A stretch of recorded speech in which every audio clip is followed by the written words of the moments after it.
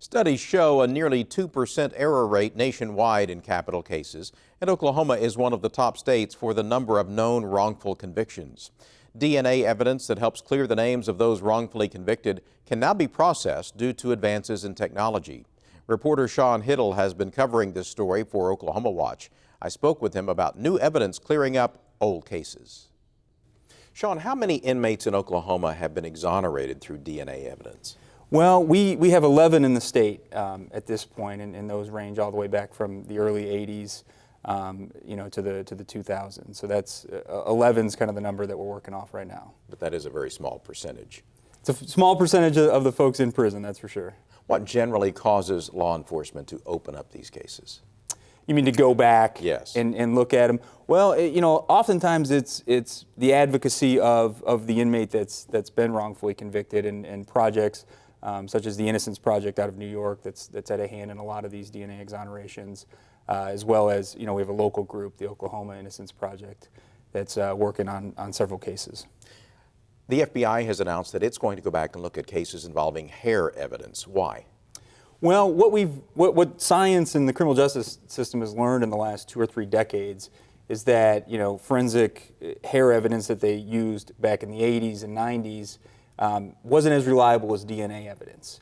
And so they've taken the unprecedented step to say, we're going to go back and look at some of these cases and see if we can find some errors of justice and try to correct them.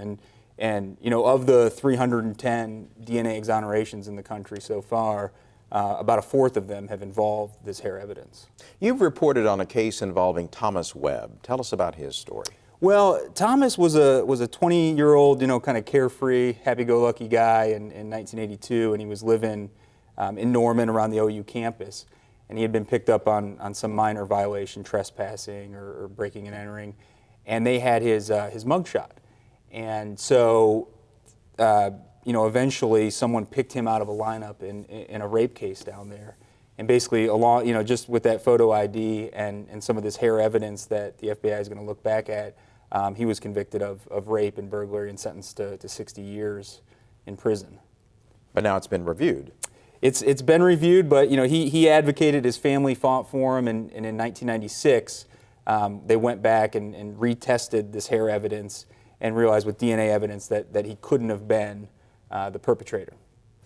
Is there a new frontier? Hair evidence today, something else tomorrow? Well, that's yet to be seen, and I'm sure that kind of where it's going at this point is we've had numerous DNA exonerations, but the whole other aspect that may come in the future is cases that don't involve DNA, which aren't as conclusive. You can't maybe necessarily say conclusively that this person is innocent, but you can certainly go back and say this person looks like they have a pretty good case for it. Shaun Hittle, reporter from Oklahoma Watch. Thank you. Thank you for having me.